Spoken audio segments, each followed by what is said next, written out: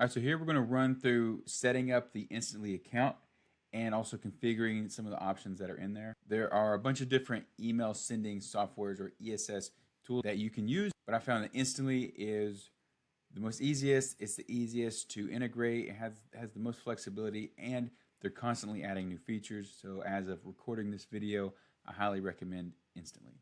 Now in the description, there is an affiliate link. If you click and sign up under me, it's going to help you in two ways.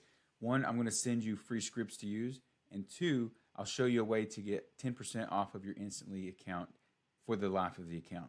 So the first thing you need to do is click on that link, go to Instantly, and sign up. So it's going to take you to the website. I'm not going to walk you through the sign up process. It's pretty straightforward. It's going to look something like this. You come to here, you click start for free, and then you put in your information, go through the process, sign up, you're good to go. You don't need to pay anything until once you get inside the platform and you start configuring it. So go ahead and sign up, log in, and then we'll move to the next step. All right, so once you get logged in, you're going to have a fresh new account. For the sake of these videos, I'm going to be running through an example account. So you're probably going to see some data and things already set up. That's fine because we're going to walk through each one step by step. But the first thing you want to do when you get signed up and logged in is go to your settings. You're going to want to go ahead and upgrade to the Hypergrowth plan. So the reason you want to upgrade to the Hypergrowth plan is mainly just for the leads. You want to make sure that you have plenty of leads that you can send to. So plus, it also limits the number of emails you can send. So you definitely want to upgrade because the free plan is just not good enough.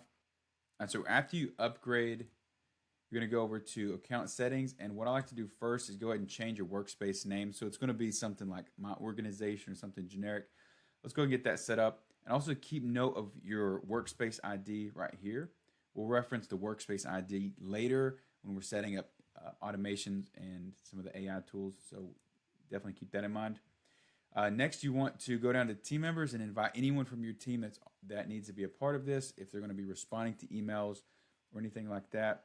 So you can just set them up as an admin if you want, or there's these other settings here. Typically, view or edit is just fine if you want to add someone. So the next thing I like to do is set up a few specific labels.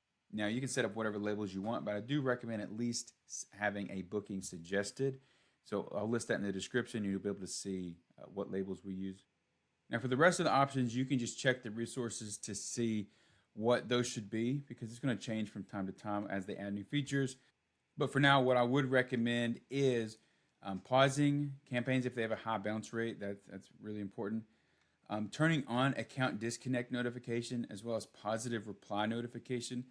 Turning those on is just going to let you know in your email if any of those two things happen. Otherwise, you stand the risk of not seeing them happen. And both of these you want to take action on quickly. So I recommend turning both of these on.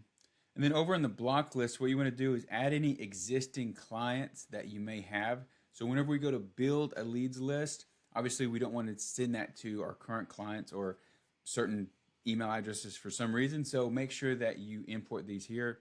Really easy to do. You just click on import, pull in the CSV. It can just be emails only. So it's really simple to do. Additionally, you can link to a Google Sheet with the same information. And this will just ensure that you don't send those to the email addresses that you don't want to send them to. And so over here in advanced deliverability, there's disable open tracking and enable ESP matching. I recommend both of those. Now you can change it at a campaign level. That's why we have these turned off. But overall, as a basic practice, especially on the first email that goes out, you don't want any HTML, you don't want any tracking, any images, no links, anything. But we'll talk about that more while we're building the campaign. All right, and that's it. So now you have your Instantly account set up. You have it fully configured. Be sure and check the resources for any additional details that you need to configure. And then we can move on to importing our leads.